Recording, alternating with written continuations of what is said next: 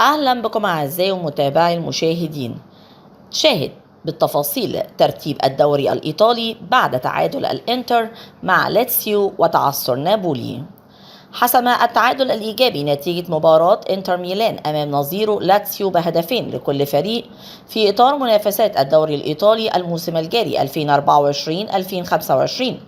وتواجه الإنتر ضد لاتسيو مساء اليوم الأحد على ملعب جوزيبي ميازا معقل النيرة تازوري، وذلك ضمن مواجهات الجولة 37 من الكالتاشيلو.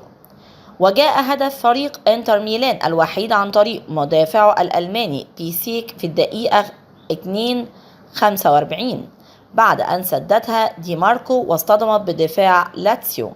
وتعادل بيدرو لصالح لاتسيو في الدقيقة 72 قبل أن يسجل دومفريس الهدف الثاني للإنتر في الدقيقة 80 ليعود بيردو مرة أخرى ويعيد لاتسيو للتعادل في المباراة من ركلة جزاء في الدقيقة 90 لتتقاسم النقاط على الفريقين.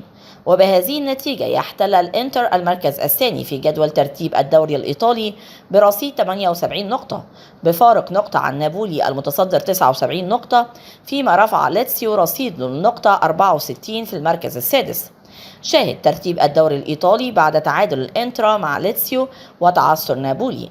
نابولي 79 نقطة، إنتر ميلان 78 نقطة، أتلانتا 74 نقطة، يوفنتوس 67 نقطة، روما 66 نقطة، لاتسيو 65 نقطة، فيورنتينا 62 نقطة، بولينيا 62 نقطة، ميلان 60 نقطة، كومو 49 نقطة، تورينو 44 نقطة، أودينيزي 44 نقطة، جنوي 40 نقطة، كاليراي 36 نقطة، هيلاس فيرونا 34 نقطة، باراما 33 نقطة، ليتشي 31 نقطة، إمبولي 31 نقطة، فينيزا 29 نقطة، مونزا 18 نقطة.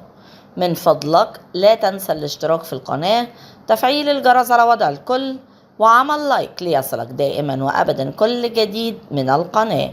شكرا لكم.